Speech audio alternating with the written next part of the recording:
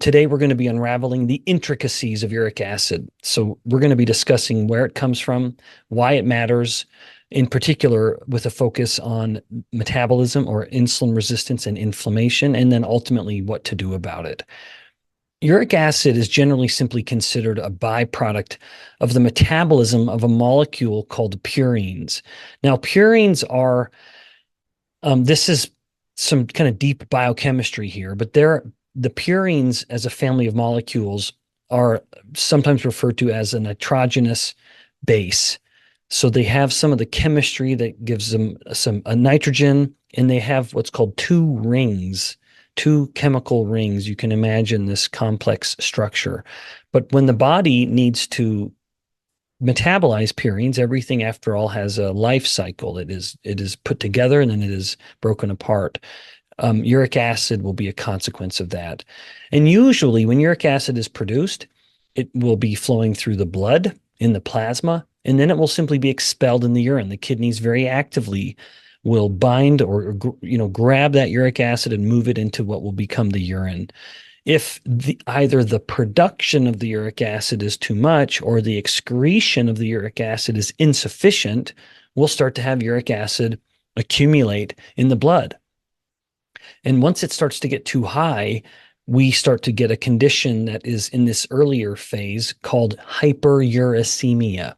Now, just by way of teaching you guys some of the lingo here, and I am a professor after all, hyper, of course, means that the thing is elevated.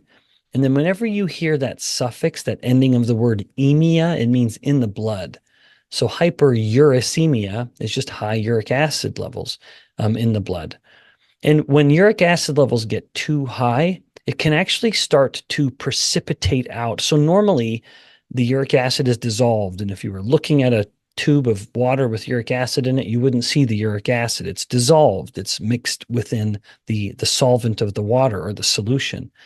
However, when the levels start to get too high in the blood, the uric acid can start to come together and crystallize. And then they happen to crystallize often in joints. And so then the person can start to have gout. So gout is when the uric acid has reached a point that it is crystallizing or literally coming together as these jagged little crystals and then making people's joints ache. That is gout. But high uric acid levels can lead to higher uric acid in the urine, which can give rise to kidney stones that are sort of built on this same matrix of uric acid crystals. The first of the next questions would be us exploring, why does uric acid matter? Why am I taking the time to talk about it? And why are you taking the time to listen? Not only this is becoming an increasingly common problem, and to my delight, uric acid is becoming an increasingly scrutinized clinical marker. It seems that we hear more about it in even direct clinical settings, that uric acid is just now more and more considered just part of a normal checkup, which is really good news. It matters. So why does it matter? I already elaborated on it a little bit, namely that the uric acid will start to clump together, causing these uric acid crystal clumps, which start to literally poke and aggravate joints. Now, to lesser degree, of course, that's something that could be happening anywhere in the blood. The uric acid could be crystallizing and damaging blood vessels as well, but that's not going to hurt like a joint is going to ache. You can't feel something poking into your blood vessel. There's just no pain receptors to sense that. Now, in addition to simply the high levels of uric acid, there are additional variables that can cause the uric acid to start to crystallize and start clumping together. That can include temperature. So as temperature changes and starts to cool off, that can increase the crystallization. And that might be one of the reasons why our hands can get this, because our hands are often colder than the core of the body. Blood pH can affect it. And then, of course, as I mentioned, the concentration. One of the thing that interested me most over the years in uric acid is its connection to insulin resistance. Now, you have heard me discuss before these categories of causes of insulin resistance, where at a high level, I have what I consider to be primary causes of insulin resistance and secondary causes of insulin resistance. The primary causes include chronically elevated insulin, stress, and inflammation. Now, that last one I put last for a reason, because it's a good segue into the secondary causes of insulin resistance. What I consider to be some secondary causes among the definitions that I have that will qualify, or the criteria I have that will qualify something for being considered a secondary, it's that it is dependent on one of the primary variables. And that's why I put uric acid as a secondary cause of insulin resistance. Now, there is an abundance of research showing that uric acid is capable of causing insulin resistance and does so in virtually every experimental model. Increased uric acid will make isolated cells in a cell culture become insulin resistant. Elevated uric acid will make the animal become insulin resistant and the human become insulin resistant. But it does so because of its actions on inflammation. And as I have alluded to before, including very recently in my discussion in classroom about saturated fat, when inflammation is turned on, that will turn on the synthesis and the accumulation of a highly bioactive lipid or type of fat within the sphingolipid family called ceramides. And when ceramides accumulate, they will directly antagonize the insulin signal, making the cell less responsive to insulin. So if you were to start imagining a sequence of events, which I like to do and like to teach as a professor, you could imagine if we're looking at uric acid on one end and then insulin resistance on the other, insulin resistance being the single most common health disorder worldwide and increasing the risk of virtually every chronic disease. So it is something worth focusing on. Then between the uric acid and the insulin resistance, the bridge, the great mediator, is inflammation. And then it would be ceramides, and then it would be insulin resistance. So it's worth wondering then how important is the inflammation? And it is massively important. So uric acid will increase systemic inflammation. So inflammation is occurring throughout the body rather than inflammation coming from a wound or a general infection. It increases the systemic inflammation by activating pathways like the NLRP3 inflammasome. Now, anytime you hear that word, that suffix "ome," it means it's a kind of broad, encompassing thing. And so with inflammasome, it's basically referring to this NLRP3. You could imagine it as this big central switch that when it's turned on, power throughout all of these other circuits is being turned on. So when NLRP3 is turned on, it's activating countless other inflammatory signals. So it's really at a nexus that when it gets activated, a lot of things will follow, or a lot of things will be turned on as a consequence of that one. And again, uric acid will turn that on. And then there was a good study by Zhu, Z-H-U et al., Zhu et al. In 2014, and we'll have this link in the show notes. That really explored this and found that uric acid was capable of very rapidly causing insulin resistance. And then there was a substantial inflammatory burden that was a part of that response. And indeed, I would say an essential part of the response. That if you, to be very precise about it, if you block the inflammation, you block the insulin resistance. So in other words, uric acid is only causing insulin resistance in the cells or the body because of its effect on inflammation.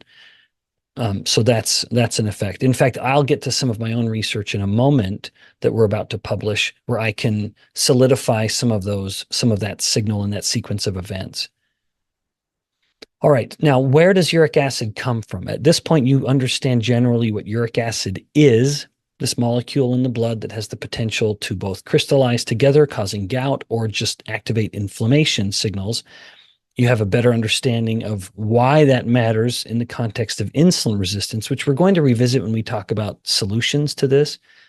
But then let's move on now to discussing, where does uric acid come from? I mentioned this right early on, describing or mentioning the origins coming from the purines. So as I said, as a term of chemistry, so pardon the terms getting a little technical. But purines are what's called nitrogenous bases that are used as the building blocks of nucleic acids like DNA and RNA.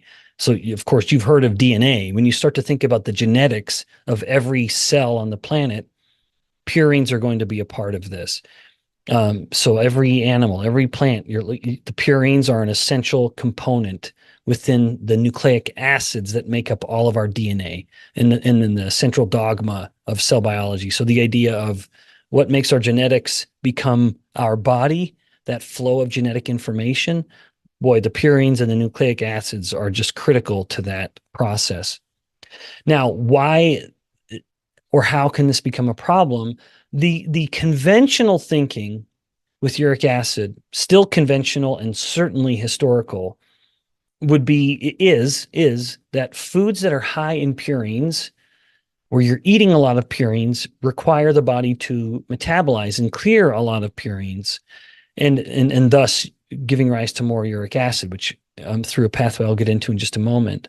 But foods like this particularly results in the vilification of things like red meat and seafood. Red meat and fish tend to have a higher purine load. And thus the idea is that if you eat more of those purine-rich foods, your body has to deal with them as a course of breaking it down. If you have more purines than you need, than the body needs, you're breaking them down. So when you start to break down the purines, then it gives rise to a molecule called xanthine. And as xanthine is metabolized, as you continue to clear these molecules and break them down, at the end of it, then, as xanthine is acted on by its enzyme, it turns into uric acid. That's one of the products. So it is, you eat it, you metabolize it, and it gets turned into uric acid. That can certainly happen. Now, the conventional view is that is not only the conventional view is that is the only thing that happens, but also that it is certainly the most important, even if someone is considering that there might be another cause. But now let's talk about that other cause, because it's the one I believe is the more important one, which is fructose. Some of the evidence that I would cite just at a very superficial level to support the idea that if we're worried about the increasing frequency of gout, and it is more frequent, then how do we square that curve? How do we reconcile that with the fact that red meat consumption has been going down generally, and fish consumption has always been really low? Well, then how do we reconcile that? If one of these variables is going down or at the best staying flat, how can the other one be going up? There must be something else that explains it. And indeed, I think that something else is fructose, the consumption of which has been increasing for decades. Now let's talk about fructose then. So fructose is absorbed in the intestine and it is moved into the body and it goes to the liver. And the liver is uniquely suited to metabolize fructose because of the transporters that allow it to bring in the fructose, and as well as the enzyme expression enabling it to break it down. So unlike glucose, when you have these monosaccharides, these simplest unit of the sugar, glucose and fructose, when they come into a cell, they each have their own sort of respective pathway that they're going to go down. Fructose, in order to be metabolized, glucose is heavily regulated. These steps are intricately sensitive and responsive to the overall energetic milieu of the cell. So if the cell has a lot of energy, let's think about the liver. If the liver cell has a lot of energy, it can take that where it's burning a lot of glucose already. That high level of glucose burning will basically start to feed back and tell the liver cell, hey, we're burning a lot of glucose right now. So let's divert that glucose into something else. So it has some regulatory steps that will check its own metabolism. However, fructose bypasses the main regulatory step of glucose, which is an enzyme called phosphofructokinase, PFK.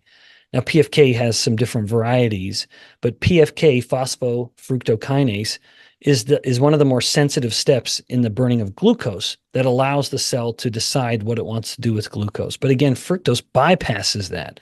It doesn't have to listen to the signal coming from phosphofructokinase like glucose does. This means that the liver cell is able to metabolize fructose at a much, much higher rate essentially unchecked compared to glucose levels. Now, then within the liver, as the fructose is getting metabolized, it's getting acted on by an enzyme called fructokinase, or sometimes called ketohexokinase. Now, that has nothing to do with ketone bodies, but rather it's more of a term of specific chemistry where there's a ketone bond within these molecules. So let's just call it fructokinase to avoid any potential confusion. So this fructokinase enzyme turns the fructose into an enzyme, into a molecule called fructose 1-phosphate. But whenever you have a molecule that has gone from one form to a phosphate form or a phosphorylated form, it has to have used ATP in order to do that.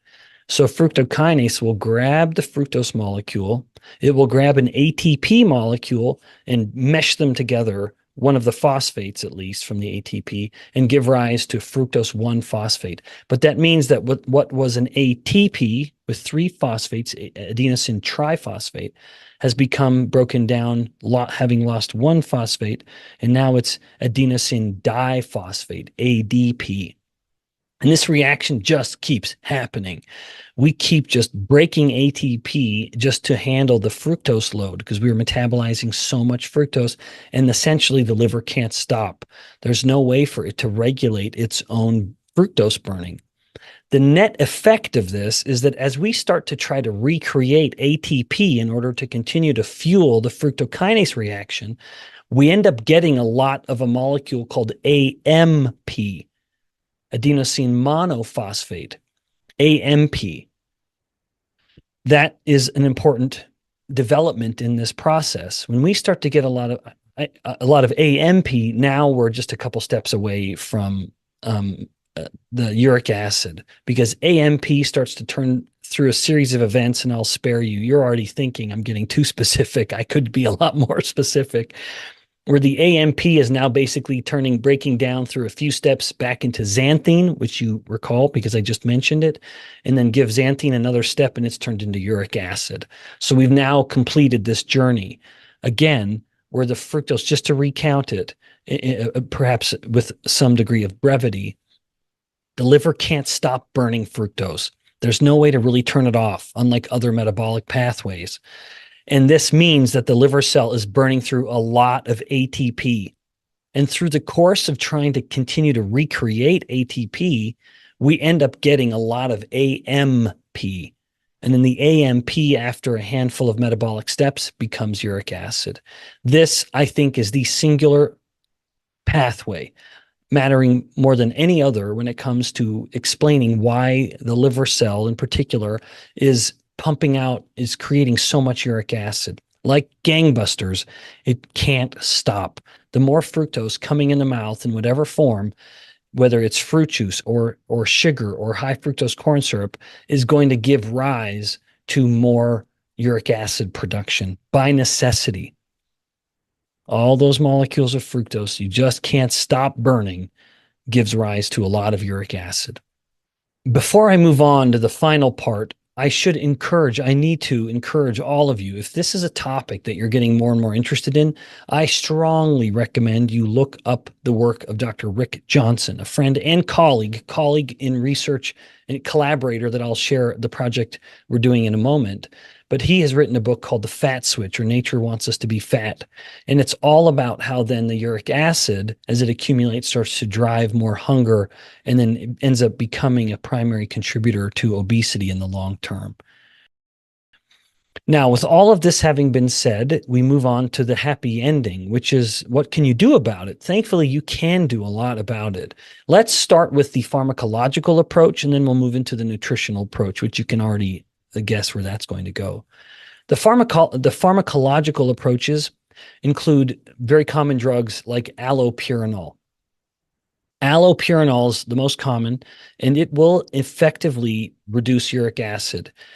In so doing, it will improve gout, as is expected, and that's usually what people are looking for. They want resolution of their gout, that being the most commonly acknowledged consequence of high uric acid. But there are metabolic effects as well that are beneficial.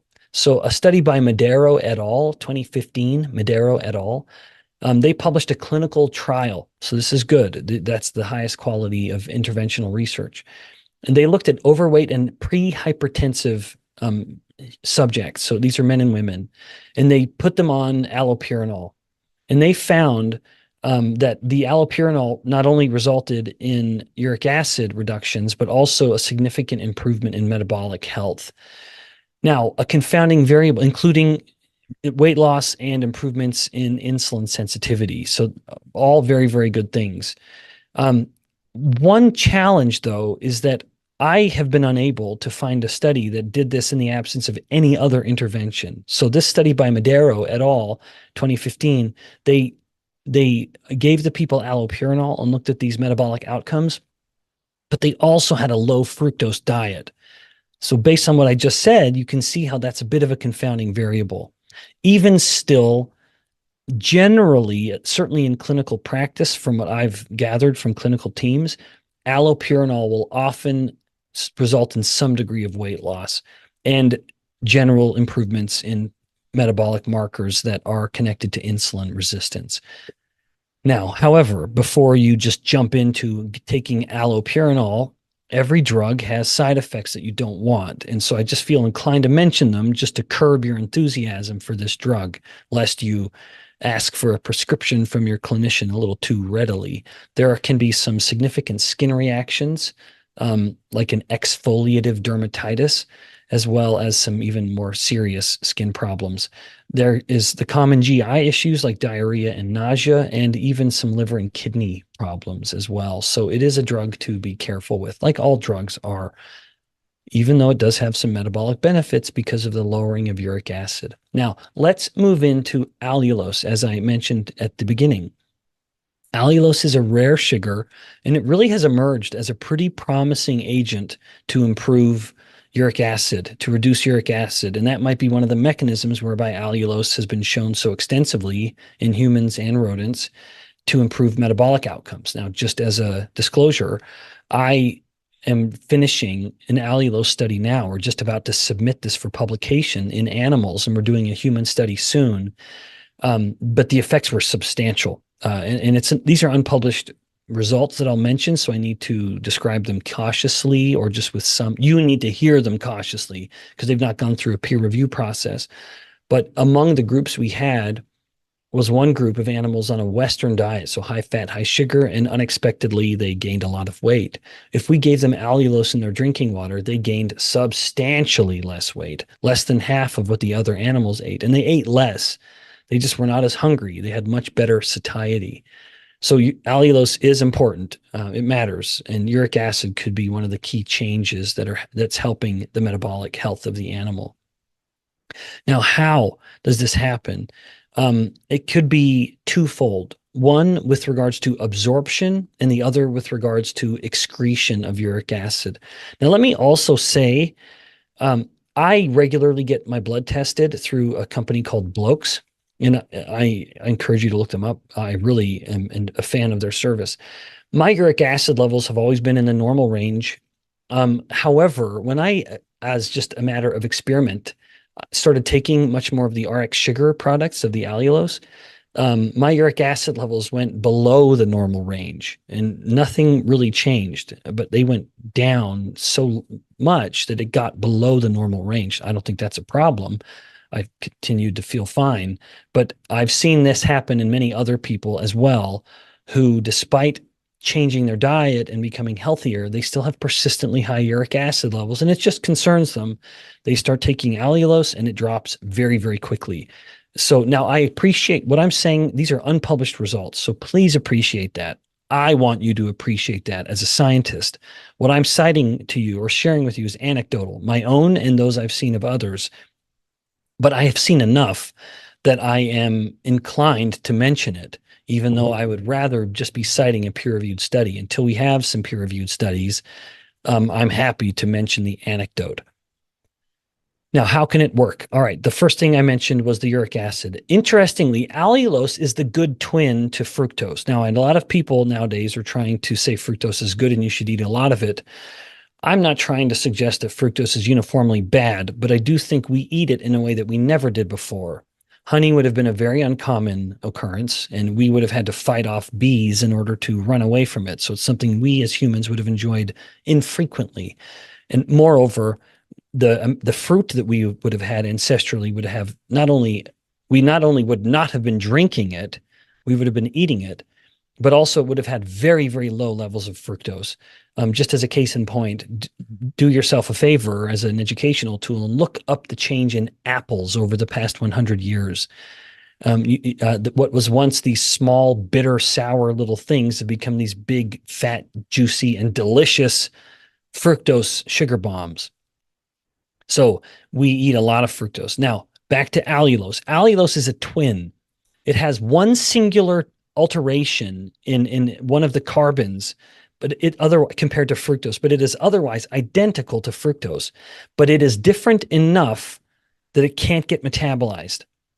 But it still can compete with those same absorption pathways. So the same doorway that lets fructose come in can let allulose come in. And so that, we believe, is most especially relevant at the gut. That if you have competition for the uptake of any fructose, allulose is fighting now. What used to be an uncompeted entrance for fructose to just come right into the gut now has to fight. And with the allulose, if you're taking an allulose, so it stands to reason that less fructose is getting absorbed. That means less has to get metabolized. Now, let's say that there is fructose that has been absorbed and it is getting metabolized. That now we look at the back end of it, where uric acid, if there's more allulose, this is theoretical, this hasn't been published, but we're hoping to confirm this in our upcoming human study. When allulose gets consumed, it's because we don't burn it as an energy source, its main exit is through the urine.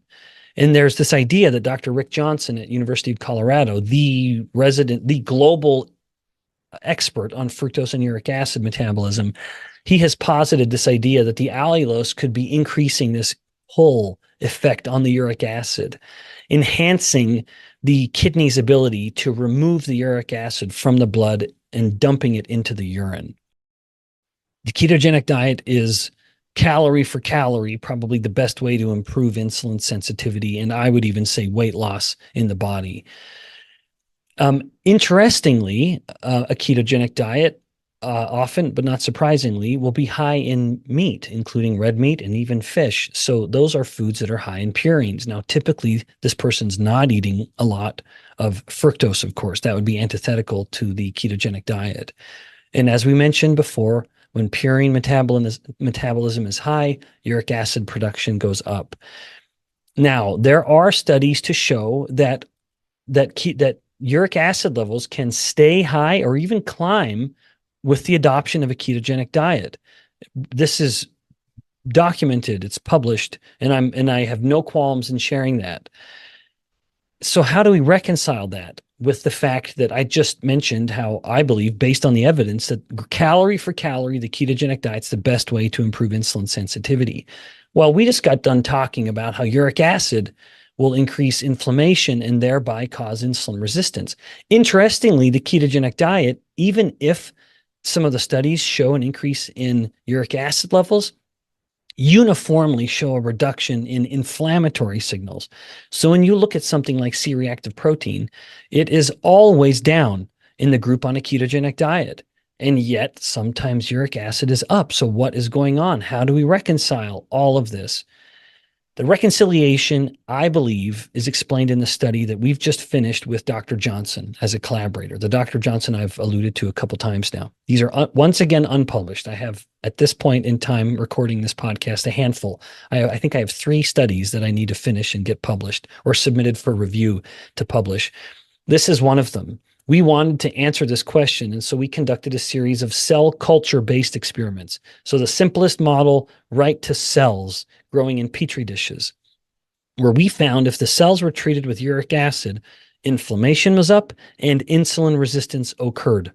When we treated with uric acid and an anti-inflammatory agent, insulin resistance was better.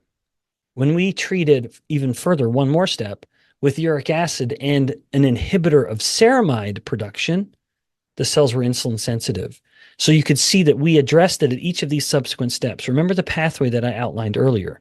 Uric acid causing inflammation, causing ceramide accrual, causing insulin resistance. If we increase the uric acid, we get insulin resistance.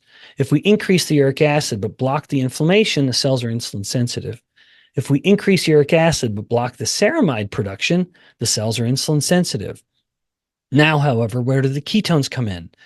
Earlier on, I had mentioned that uric acid activates the NLRP3 inflammasome. Well, guess who inhibits the NLRP3 inflammasome? Ketones. And so it could be that in the ketogenic diet, despite the increase in uric acid, the ketones are sufficient in order to keep the consequences of the uric acid in check. Now, as an interesting next step here, that one of the possible explanations for why a ketogenic diet can increase uric acid may be the high consumption of meat. It may also be the fact that when ketones are getting excreted in the urine at the kidney, they actually compete with uric acid.